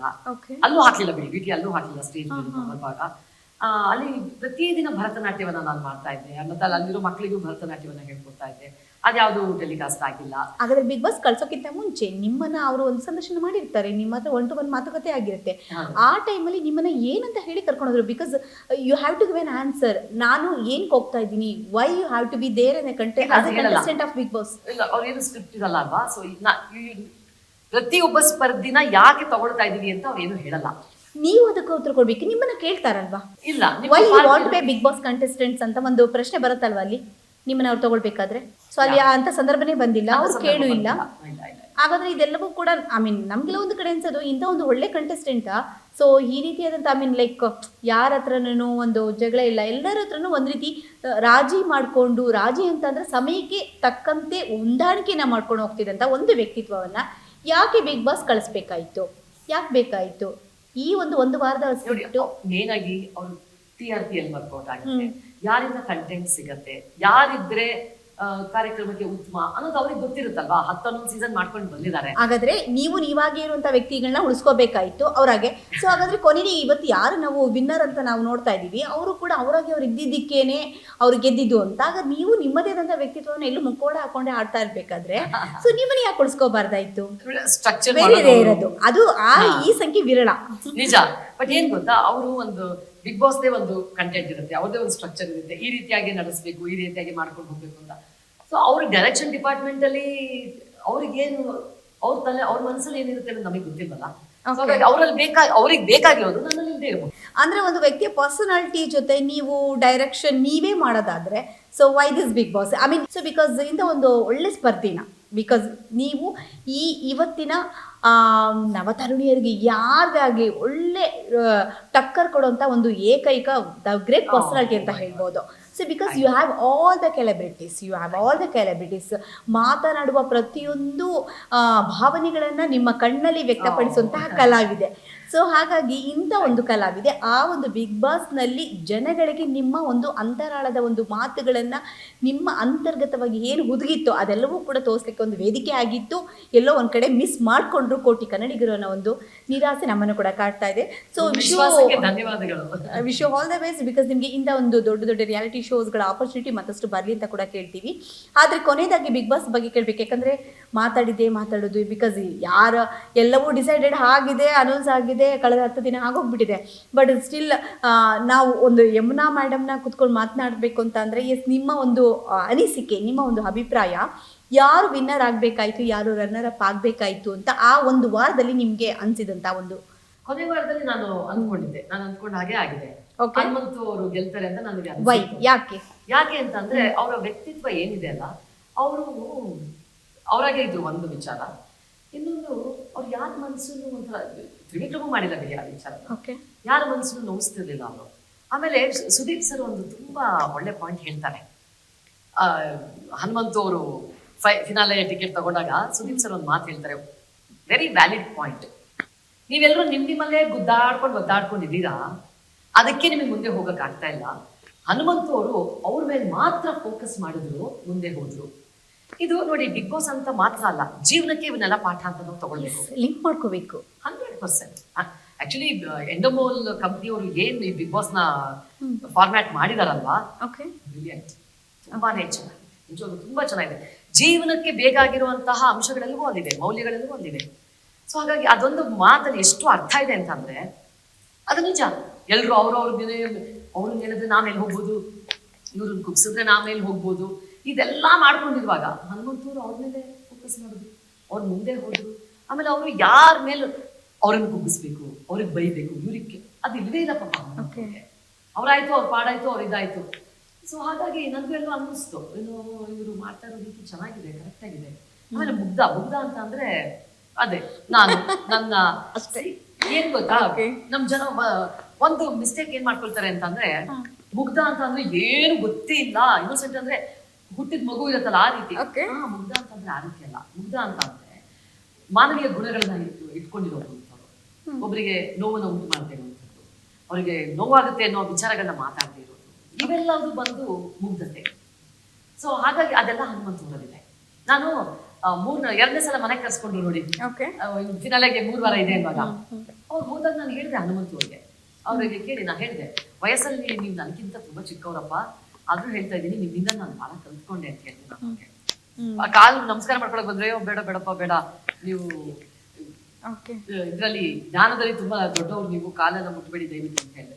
ಸೊ ಹಾಗಾಗಿ ಹನುಮಂತು ಅವ್ರ ವಿಚಾರದಲ್ಲಿ ನನಗೆ ಇಸ್ ರೈಟ್ 100% ಫಿನಾಲೆಗಂತೂ ಒಂದ್ ಕಡೆ ಹನುಮಂತೂರು, ಒಂದ್ ಕಡೆ ತ್ರಿವಿಕ್ರಮ್ ಇರ್ತಾರೆ ಅನ್ನೋದಂತೂ ನನಗೆ ಗ್ಯಾರಂಟಿ ಫಿಕ್ಸ್ ಆಗಿತ್ತು ಮೈಂಡ್. ಅದೆರಡು ಮಾತ್ರ ಫಿಕ್ಸ್ ಆಗಿತ್ತು. ಸೊ ಇದು ಇಬ್ಬರಲ್ಲಿ ಸ್ವಲ್ಪ ಗೊಂದಲಗಳಿತ್ತು, ಬಟ್ ಎಕ್ಸ್ಪೆಕ್ಟ್ ಮಾಡಿದ್ದು ನನಗೆ ತುಂಬಾ ಏನು ಶಾಕ್ ಏನಾಗಿಲ್ಲ. ಇನ್ಫ್ಯಾಕ್ಟ್ ಅಲ್ಲಿದ್ದಂತ ಅಷ್ಟೂ ಸ್ಪರ್ಧಿಗಳಿಗೆ ಹೇಗಾಯ್ತು ಅಂತಂದ್ರೆ ಅವಾಗ ಯಾರಿಗೇನಾದ್ರೂ ಓಕೆ ಅನ್ನೋ ಮಟ್ಟಕ್ಕೆ ಬಂದಿದ್ರು. ಯಾಕಂತಂದ್ರೆ ಎಲ್ಲರೂ ಅಂದ್ಕೊಂಡಿದ್ದೆ ಹಾಗೆ, ಇಲ್ಲ ಹನುಮಂತು ಇಲ್ಲ ತ್ರಿವಿಕ್ರಮ್. ಎಸ್, ಅಂದ್ರೆ ಒಂದು ತ್ರಿಲೋಕಗಳನ್ನ ಸೃಷ್ಟಿ ಮಾಡಿದ್ದು ಬಿಗ್ ಬಾಸ್. ಅಂತರಂಗ, ಬಹಿರಂಗ, ಚದುರಂಗ, ಒಳ್ಳೆ ಕ್ಯಾಪ್ಷನ್ ಕೊಟ್ಟಿದ್ರು. ಈಗ ಅಲ್ಲಿ ಇರುವಂಥ ಬಿಗ್ ಬಾಸ್ ಕಂಟೆಸ್ಟೆಂಟ್ಗಳನ್ನ ತಗೊಂಡಾಗ ಅಂತರಂಗಕ್ಕೆ ಯಾರನ್ನ ಇಡೋದಕ್ಕೆ ಇಷ್ಟಪಡ್ತೀರಾ, ಬಹಿರಂಗಕ್ಕೆ ಯಾರನ್ನ ಇಡೋದಕ್ಕೆ ಇಷ್ಟಪಡ್ತೀರಾ, ಚದುರಂಗದ ಆಟದಲ್ಲಿ ತನ್ನನ್ನು ತಾನು ತೊಡಗಿಸ್ಕೊಂಡಿದ್ದು ಯಾರು ಅಂತ ಹೇಳಕ್ಕೆ ಇಷ್ಟಪಡ್ತೀರಾ? ಅಂತರಂಗ ಅಂತ ನೋಡಿದ್ರೆ ಧರ್ಮ ಅವರು ಬರ್ತಾರೆ, ಓಕೆ, ಅನುಷಾ ಅವ್ರು ಬರ್ತಾರೆ. ಅವರು ಸ್ಟೇಬಲ್ ಪರ್ಸನಾಲಿಟಿ, ಅವರು ಬದಲಾಗದಲ್ಲೇ ಒಳ್ಳೆ ಸೋಲ್. ಬಹಿರಂಗ ಅಂತ ಹೇಳಿದ್ರೆ ಎಲ್ಲರೂ ಬಹಿರಂಗನೇ. ಓಕೆ, ಚದುರಂಗ ಅಂತ ಹೇಳಿದ್ರೆ ಎಲ್ಲಕ್ಕಿಂತ ಅದರಲ್ಲಿ ಮಾಸ್ಟರ್ ಮೈಂಡ್. ಹೇಗೆ ಅಂತಂದ್ರೆ ಒಬ್ಬೊಬ್ಬರನ್ನು ಕುಗ್ಗಿಸ್ಕೊಂಡು ನಾನು ಆ ರೀತಿಯಾಗಿ ಬಂದಂತ ಸವಾರಿ ಮಾಡಿದ್ದು ಮಂಜು ಅವರು ಮಾಡ್ಕೊಂಡು ಬಂದ್ರು ಬಿಗಿನಿಂಗ್ ಇಂದ. ಬಟ್ ಪಾಪ ಅವರು ಸುದೀಪ್ ಸರ ಹೇಳ್ದಾಗೆ ಕೊನೆಯಲ್ಲಿ ಕುಗ್ಗು ಹೋಗ್ಬಿಟ್ಟಿದ್ರು. ಅವ್ರ ಆಟ ಏನಿದ್ರು ಒಂದು 4-5 ವಾರ ತುಂಬಾ ಚೆನ್ನಾಗಿತ್ತು. ತ್ರಿವಿಕ್ರಮ್ ಅವರು ಹೇಳಿದ್ರಲ್ಲ, ಕಾಂಪಿಟೇಷನ್ ಫಿನಾಲಲ್ಲಿ ನನಗೆ ಮಂಜಣ್ಣ ಇರ್ತಾರೆ ಅಂತಾನೆ ಅನ್ಕೊಂಡಿದ್ದೆ ಅಂತ ತ್ರಿವಿಕ್ರಮ್ ಅವರು ಹೇಳ್ತಾರೆ. ಸೊ ಹಾಗಾಗಿ ಸುದೀಪ್ ಸರ್ ಪಾಪ ಎಚ್ಚರಿಕೆ ಕೊಡ್ತಾನೆ ಬಂದ್ರು, ಎಚ್ಚೆತ್ಕೊಳ್ಳಿ ಸಮಯ ಇಲ್ಲ ಎಚ್ಚೆತ್ಕೊಳ್ಳಿ ಅಂತ. ಬಟ್ ಪಾಪ ಅವರು ಕುಗ್ಬಿಟ್ಟು ಅವರು ಅಲಾರಂನ ಅದನ್ನ ತಗೊಳ್ಳಿಲ್ಲ ಪಾಪ. ನನಗೇನೆ ಕೊನೆ ನಾನು ಹೋದಾಗ ನೋಡಕ್ಕೆ ಮಂಜಣ್ಣ ಇದು ಅನಿಸ್ಬಿಟ್ಟು, ಯಾಕಂದ್ರೆ ಅವಾಗ ಒಳ್ಳೆ ಹೇಗಿದ್ರು ಹುಲಿ ತರ ಇದ್ರು.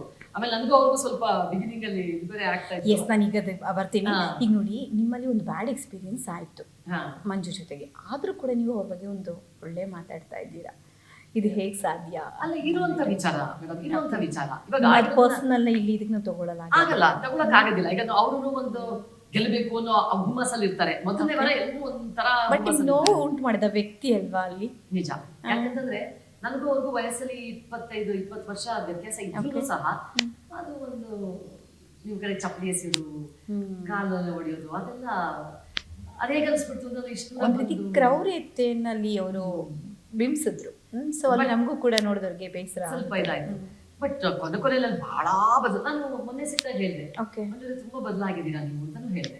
ಯಾಕಂದ್ರೆ ನಾವು ಒಂದು ಮನುಷ್ಯನಲ್ಲಿ ಒಂದನ್ನು ಹೇಳಿದಾಗ ಒಳ್ಳೇದನ್ನು ಹೇಳ್ಬೇಕಲ್ವಾ, ತುಂಬಾ ಬದಲಾಗಿದ್ದೀರಾ ಅಂತ ಹೇಳಿದೆ. ಬಟ್ ನನಗೇನೆ ಫಿನಾಲಾಗಿ 2 ವಾರ ಇದ್ದ ಹಾಗೆ ಹೋದಾಗ ಏನಪ್ಪ ಇದು ಇಷ್ಟು ಒಳಗಡೆ ಇರೋ ಕಂಟೆಸ್ಟೆಂಟ್ ಗಳು ಹೇಳ್ತಾನೆ ಇದ್ರು, ಇಲ್ಲ ಅವ್ರು ಕಳೆದೋಗ್ಬಿಟ್ಟಿದ್ದಾರೆ ಅಂತ. ಆದ್ರೆ ಎದುರುಗಡೆ ನಾನು ನೋಡಿದಾಗ ಅವ್ರನ್ನ ಅಯ್ಯೋ ಅನ್ನಿಸ್ತು ನಂಗೆ, ನಿಜವಾಗ್ಲು ಇಷ್ಟೊಂದು ಮನುಷ್ಯ ವ್ಯತ್ಯಾಸ ಆಗೋದಕ್ಕೆ ಸಾಧ್ಯ ನಾನು ಮಟ್ಟಿಗೆ ಡಲ್ ಆಗ್ಬಿಟ್ಟಿದ್ರು. Okay, so sad. ಸೊ ಹಾಗಾದರೆ ಫೀಮೇಲ್ ಕಂಟೆಸ್ಟೆಂಟ್ಸ್ ಅಂತ ಬಂದಾಗ ಬಿಗ್ ಬಾಸ್ ಇದರಲ್ಲಿ ಸೊ ನೀವಿದ್ರಿ, ಗೌತಮಿ ಇದ್ರು, ಮೋಕ್ಷಿತಾ, ಅನುಷಾ, ಭವ್ಯ, ಸೊ ಹೀಗೆ ಒಂದು ದಂಡೆ ಇತ್ತು, ಐಶ್ವರ್ಯ. ಸೊ ನಿಮಗೆ ಆ ಒಂದು ಫೀಮೇಲ್ ಕಂಟೆಸ್ಟೆಂಟ್ಸ್ಗಳಲ್ಲಿ, ಮಹಿಳಾ ಸ್ಪರ್ಧಿಗಳಲ್ಲಿ ನಿಮಗೆ ಟಕ್ಕರ್ ಕೊಡೋ ಅಂಥದ್ದು ಸರಿ ಸಮಾನವಾಗಿ ಸ್ಪರ್ಧಿಸುವಂತಹ ಒಂದು ಸ್ಪರ್ಧಾಳು ಯಾರಿದ್ರು ಅಂತ ನಿಮ್ಗೆ ಅನಿಸ್ತಿತ್ತು? ಇನ್ ಕೇಸ್ ನೀವು ಕಂಟಿನ್ಯೂ ಆಗ್ತಾ ಇರಿ ಇನ್ನೂ 4-5 ವಾರ. ಸಂಶಯನೇ ಇಲ್ಲದೆ ಭವ್ಯ, ಸಂಶಯನೇ ಇಲ್ಲದೆ ವೈ ಭವ್ಯ. ನೀವು ಆಟದಲ್ಲಿ ಅವ್ರನ್ನ ನೋಡಿರಬಹುದು. ಈಗ ನೀವು ನೋಡಿ, ಮೋಸಾಟ ಅಂತ ಬಂತು ಅದ್ರಲ್ಲಿ, ನೀವು ಭವ್ಯ ಅಂತ ಹೇಳಿದ್ರೆ ಮೋಸಾಟ ಹಾಡಿದ್ರು ಅಂತಾನು ಬಂತು ಅವ್ರ ಬಗ್ಗೆ. ಇಲ್ಲ ನೋಡಿ ಹೇಳ್ತೀನಿ, ನೀವು ಇದು ಹೇಗಾಗಿದೆ ಅಂತಂದ್ರೆ, ನೀವು ಪರದೆ ಮೇಲೆ ಎಷ್ಟು ನೋಡಿದಿರೋ ನಾನು ಅಷ್ಟನ್ನೇ ನೋಡಿರೋದು, ಆಯ್ತಾ? ಯಾಕಂದ್ರೆ ಒಂದೇ ವಾರ ನಾನು ಒಳಗಡೆ ಇದ್ದಿದ್ದು. 1 ವಾರದಲ್ಲಿ ನನಗೆ ಏನು ಮಟ್ಟಿಗೆ ಗೊತ್ತಿದೆಯೋ ಅಷ್ಟನ್ನು ಮಾತ್ರ ಮಾತಾಡಬಲ್ಲೆ. ಅದಕ್ಕಿಂತ ಜಾಸ್ತಿ ನಿಮಗೆ ಎಷ್ಟು ಗೊತ್ತು ನನಗೆ ಅಷ್ಟೇ ಗೊತ್ತು. ಯಾಕಂದ್ರೆ ನೀವು ಪರದೆ ಮೇಲೆ ನೋಡಿದೀರ, ನಾನು ಪರದೆ ಮೇಲೆ ನೋಡಿದ್ದೀನಿ ಅಷ್ಟೇ. ನಾನು ಒಳಗಡೆ ಇದ್ಕೊಂಡು ಆಟ ಆಡಿಲ್ಲ. ಸೊ ಹಾಗಾಗಿ ನಾನು ಒಳಗಡೆ ಇದ್ದು ನೋಡದಂತ ಭವ್ಯ ಮೊದಲನೇ ವಾರದಲ್ಲಿ ನನ್ನ ಪ್ರಕಾರವಾಗಿ ಯಾರ್ಯಾರನ್ನ ಹೇಗೆ ನಾನು ಗುರುತಿಸಿದ್ನೋ ಅಲ್ಲಿ ಅದ್ರ ಪ್ರಕಾರವಾಗಿ ನನಗೆ ಸ್ಪರ್ಧಿಯಾಗಿ ನಿಂತ್ಕೊಳ್ತಾ ಇದ್ದಂತ ಕೆಪಾಸಿಟಿ ಇದ್ದವರು ಭವ್ಯ ಒಬ್ರೆ. ಯಾಕಂತಂದ್ರೆ ಅವರು ಗಂಡಸರಿಗೂ ಒಂದು ಟಕ್ಕರ್ ಕೊಡೋ ರೀತಿಯಲ್ಲಿ ಗೇಮ್ಸ್ ನ ಆಟ ಆಡಿದ್ದಾರೆ. ಗೇಮ್ಸ್ ಬಹಳ ಮುಖ್ಯ ಆಗುತ್ತೆ ಅಲ್ಲಿ. ಆಮೇಲೆ ಇನ್ನೊಂದು ಭವ್ಯ ಅವರಲ್ಲಿ ನಾನು ಏನ್ ನೋಡಿದೆ ಅಂತಂದ್ರೆ, ಅವರು ಅನ್ಯಾಯವನ್ನ ಸಹಿಸ್ಕೊತಿರ್ಲಿಲ್ಲ. ಇರೋದು ಇದನ್ನ ನೇರವಾಗಿ ಟಪಕ್ ಅಂತ ಹೇಳೋರು. ಸೊ ಅದೊಂದು ಗುಣನೂ ಅಲ್ಲಿ ಬೇಕಾದಂಥದ್ದು, ಅದನ್ನ ಸಹ ನೋಡಿದೆ ನಾನು. ಆಮೇಲೆ ಎಲ್ಲಿ ಎಷ್ಟು ಬೇಕು ಅಷ್ಟೇ ಮಾತಾಡೋರು ಅವರು, ಎಲ್ಲರ ಬಗ್ಗೆ ಮೂಗು ತೂರಿಸುವಂತ ಸ್ವಭಾವ ಇಲ್ಲ ಭವ್ಯ ಅವ್ರಿಗೆ. ಅವ್ರದ್ದು ಅವ್ರು ನೋಡ್ಕೋತಾರೆ ಸ್ವಲ್ಪ. ಎಲ್ಲರಿಗೂ ಹೋಗಿ ಏನಾಗ್ತದೆ ಏನು ಇಲ್ಲಿ ತಗೊಂಡೋಗಿ ಅಲ್ಲೇ ಹೇಳೋದು ಅವೆಲ್ಲ ಭವ್ಯರ ಹತ್ರ ಇಲ್ಲ. ಸೊ ನನ್ನ ಒಂದು ಗುಣಗಳಿಗೆ ಹತ್ತಿರವಾಗಿದ್ದಂಥವ್ರು ಭವ್ಯ. ಸೊ ಹಾಗಾಗಿ ನನಗೆ ಸ್ಪರ್ಧಿ ಅಂತ ಇದ್ದವರು ಅಂದ್ರೆ ಭವ್ಯ ನಾನು. ಸೊ ಈಗ ಕೊನೆಯದಾಗಿ ನಮ್ಮ ಯಮುನಾ ಮೇಡಮ್ನ ಕೇಳಲೇಬೇಕು, ನಿಮ್ಮ ಒಂದು ಅನುಭವ ನಿಜ ಜೀವನದಲ್ಲಿ ಆಗಬಹುದು, ಆ ಒಂದು ರಿಯಾಲಿಟಿ ಶೋದಲ್ಲಿ ಆಗಿರಬಹುದು, ಬಿಗ್ ಬಾಸ್ ಅಂತ ಅಂದರೆ ಸೊ ಅದರಲ್ಲಿ ನಾವು ಕಲ್ತ್ಕೊಳ್ಳೋಂಥದ್ದು ಏನಿದೆ, ಆ ಬಿಗ್ ಬಾಸಲ್ಲಿ ಕಳ್ಕೊಂಡು ಬಂದು ಮತ್ತೆ ಅದನ್ನು ಸರಿಪಡಿಸೋವಂಥದ್ದು ಏನಿರುತ್ತೆ? ಕಲ್ತ್ಕೊಳ್ಳೋದು ತುಂಬಾ ಇದೆ. ಒಂದೊಂದು ಪಾಯಿಂಟ್ಸ್ ನಾವು ಎಂಡೋಮಾಲ್ ಕಂಪ್ನಿಯವರು ಏನ್ ಇದನ್ನ ಬಿಗ್ ಬಾಸ್ ಅಂತ ಒಂದು ತಯಾರು ಮಾಡಿದ್ದಾರೆ ಸ್ಟ್ರಕ್ಚರ್, ಅದರಲ್ಲಿ ಕಲ್ತ್ಕೊಳ್ಳೋದು ಸಾಕಷ್ಟಿದೆ. ಒಂದು ಯಾವಾಗಲೂ ಜೀವನದಲ್ಲಿ ಅಲರ್ಟ್ ಆಗಿರ್ಬೇಕು ಅನ್ನೋದು. ಅಲ್ಲಿ 20 ಕ್ಯಾಮ್ರಾ ಹಾಕೋದು 100 ಕ್ಯಾಮ್ರಾ ಹಾಕೋದು ಅದೇ ಕಾರಣಕ್ಕೆ. ಎಲ್ಲರೂ ಸೇನಾನಿಗಳಿದ್ದಾರೆ ಸುತ್ತಮುತ್ತ. ನಮ್ಮ ಸಮಾಜದಲ್ಲೂ ಕೂಡ ಹೇಗೆ ಜನರು ನಮ್ಮ ಮೇಲೆ ಕಣ್ಣಿಟ್ಟಿರ್ತಾರೋ, ಬಿಗ್ ಬಾಸ್ ಮನೆಯೊಳಗೆ ಕ್ಯಾಮ್ರಾಗಳ ಕೆಲಸವನ್ನ ಮಾಡ್ತಾ ಇರುತ್ತೆ. ಬಿಗ್ ಬಾಸ್ ಮನೆಯೊಳಗೆ ಏನ್ ನಡೆಯುತ್ತೋ ಹೊರಗಡೆನೂ ಅದೇ ನಡೆಯುತ್ತೆ. ಇಲ್ಲಿ ಕ್ಯಾಮ್ರಾಗಳಿಲ್ಲ, ಅಲ್ಲಿ ಕ್ಯಾಮ್ರಾಗಳಿದೆ, ಅದೊಂದು ವ್ಯತ್ಯಾಸ. ಆಮೇಲೆ ಜಗಳ ಅಂತ ನೋಡಿದಾಗ, ಈಗ ಒಂದು ಮನೆ ಒಳಗೆ 4 ಜನ ಇದ್ದಾಗ ನ್ಯಾಚುರಲಿ ಜಗಳ ಆಗೇ ಆಗುತ್ತೆ. ದಿನ ಒಬ್ರೊಬ್ರು ಮುಖ ನೋಡ್ಕೊಂಡಾಗ ನಗಾಡ್ಕೊಂಡು ಚೆನ್ನಾಗಿದೆ ಅಂತ ಯಾರ ಮನೆಯಲ್ಲೂ ಇರೋದೇ ಇಲ್ಲ. ಮನಸ್ತಾಪಗಳು ಬರುತ್ತೆ, ಜಗಳಗಳು ಬರುತ್ತೆ, ಏರುಪೇರು ಬರುತ್ತೆ. ಇಲ್ಲಿ ಕಾಣಿಸಲ್ಲ, ಅಲ್ಲಿ ಕ್ಯಾಮ್ರಾ ಇರೋದ್ರಿಂದ ಕಾಣಿಸುತ್ತೆ, ಅದೊಂದೇ ವ್ಯತ್ಯಾಸ. ಅದನ್ನ ಬಿಟ್ಟಲ್ಲಿ ಆಮೇಲೆ ಆಟಗಳಲ್ಲಿ ನಮ್ಮ ಒಂದು ಎಂಡ್ಯೂರೆನ್ಸ್ ಏನಿದೆ, ನಾವು ಎಷ್ಟು ಮಟ್ಟಿಗೆ ನಮ್ಮ ಫಿಸಿಕಲಿ ನಾವು ಅದಕ್ಕೆ ತೊಡಗಿಸ್ಕೊಳ್ಬಹುದು ಅನ್ನೋದನ್ನ ನಿಮಗೆ ನೀವು ಟೆಸ್ಟ್ ಮಾಡ್ಕೊಳ್ಳೋ ಹಾಗೆ ಒಂದು ಅನುಭವ ಸಿಗುತ್ತೆ. ಅಲ್ಲಿ ಮಾಡಿಸುವಂತ ಒಂದು ಟಾಸ್ಕ್ಗಳ ಆಟಗಳು ಏನಿದೆ ಅದು ಹೊರಗಡೆ ಸಿಗೋದು ಸಾಧ್ಯನೇ ಇಲ್ಲ. ಅಷ್ಟು ಒಳ್ಳೆ ನೀವು ನೋಡಿರ್ತೀರಿ, ಎಲ್ಲಾರು ನೋಡಿರ್ತಾರೆ ಟಿವಿನಲ್ಲಿ. ಎಂತ ಉತ್ತಮ ಮಟ್ಟದ ಟಾಸ್ಕ್ ಗಳನ್ನ ಆಟ ಆಡಿಸ್ತಾರೆ ಅಂತಂದ್ರೆ, ನಿಮ್ಮ ಸಮಯ ಪ್ರಜ್ಞೆ ಇರುವಂತದ್ದು, ಅಲರ್ಟ್ ಆಗಿರುವಂತದ್ದು, ಎಲ್ಲಾ ತರದ ಟಾಸ್ಕ್ ಗಳನ್ನ ಅಲ್ಲಿ ಆಡಿಸ್ತಾರೆ, ನೀವು ನೋಡಿರ್ತೀರ. ಸೊ ಹಾಗಾಗಿ ಅದು ನಮಗೆ ಸಾಕಷ್ಟು ಸಿಗುತ್ತೆ. ಆಮೇಲೆ ಒಂದು ಮನೇಲಿ ಅಂದ್ಮೇಲೆ ಹೇಗಿರ್ಬೇಕು, ಈಗ 11 ಜನ ಬಿಟ್ರಲ್ಲಿ ಇನ್ನೇನು ಇಲ್ಲ, ಅವ್ರವ್ರೇ ಹೊಂದ್ಕೊಂಡು ಹೋಗ್ಬೇಕು. ಜಗಳ ಮಾಡ್ತೀವೋ ನೆಕ್ಸ್ಟ್ ಮಿನಿಟ್ ಅಲ್ಲಿ ಒಂದು ಆಗ್ಲೇಬೇಕು. ಸೊ ಅಲ್ಲಿ ಸೌಹಾರ್ದತೆ ಅಂದ್ರೆ ಏನು, ಸ್ನೇಹ ಅಂದ್ರೆ ಏನು, ಸಂಬಂಧಗಳು ಅಂದ್ರೆ ಏನು, ಸೊ ಇದೆಲ್ಲವೂ ಶುರು ಆಗುತ್ತೆ. ಆಮೇಲೆ ಎಲ್ಲದಕ್ಕಿಂತ ಹೆಚ್ಚಾಗಿ ಫೋನ್ ಇಲ್ಲದೆ ಜೀವಿಸ್ತೀವಲ್ಲ,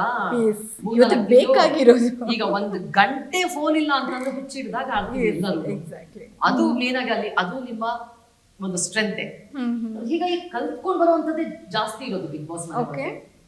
ಕಳ್ಕೊಂಡು ವಾಪಸ್ ಬಂದು ಅಂತೇನೋ ಹೇಳಿದ್ವಿ ನೀವು, ಮನೆಯೊಳಗೆ ಕಳ್ಕೊಳ್ಳುವಂಥದ್ದು ನಾನೇನು ಖಂಡಿತವಾಗಿ ನೋಡಿಲ್ಲ. ಕಳ್ಕೊಳ್ಳುವಂಥದ್ದು ನಾನು ಆ ಮನೆಯೊಳಗೇನು ನೋಡಿಲ್ಲ. ನಾನು ಎಲ್ಲೋ ಹೋಗಿ ನಮ್ಮ ಒಂದು ವ್ಯಕ್ತಿತ್ವವನ್ನ ಅಲ್ಲಿ ಪಣಕ್ಕಿಟ್ಟು ಬಂದ್ಬಿಟ್ವಿ, ಅದು ನಾವು ಬಿಟ್ಕೊಡ್ಬಾರ್ದಿತ್ತು ಅಂತ ಅನ್ಸುತ್ತಿಲ್ಲ. ಆ ರೀತಿ ಮಾಡೋದು ಅನ್ಸ್ಬೋದೇನೋ, ನನಗೆ ಅನ್ಸಿಲ್ಲ. ರಾಜಿ ಹೊಂದಾಣಿಕೆ ಆ ರೀತಿಯಾಗಿ ಬೈ ಚಾನ್ಸ್ ಏನೋ ಗೊಂದಲಕ್ಕೊಳಗಾಗಿ ಅಥವಾ ಏನೋ ತೋರಿಸ್ಕೊಳಕ್ ಹೋಗಿ ಏನೋ ಆಗಿ ಮಾಡಿ ಬಂದಾಗ ಅದನ್ನ ಮಾಡ್ಬೋದೇನೋ. ಆ ಅನುಭವ ನನಗೆ ಇಲ್ಲದೆ ಇರೋದ್ರಿಂದ ನನಗೆ ಕಳ್ಕೊಂಡು ಇಲ್ಲಿ ಬಂದು ಸರಿ ಮಾಡುವಂಥದ್ದು. ನಾನು ಏನೇ ಅಂದ್ರೂ ಏನ್ ಗೊತ್ತಾ, ನಮ್ಮಲ್ಲಿ ಇರುವಂಥದ್ದು ಈಗ ಬಿಗ್ ಬಾಸ್ ಮನೆ ಹೊರಗಡೆ ಇದ್ರೂ ಸಹ ಏನಾದ್ರು ತುಂಬಾ ಕೆಟ್ಟ ಮಾಡಿದಾಗ ಅದು ಹೊರಗೆ ಬಂದೇ ಬರುತ್ತೆ, ಅವಾಗಲೂ ಡೀಲ್ ಮಾಡ್ಲೇಬೇಕು.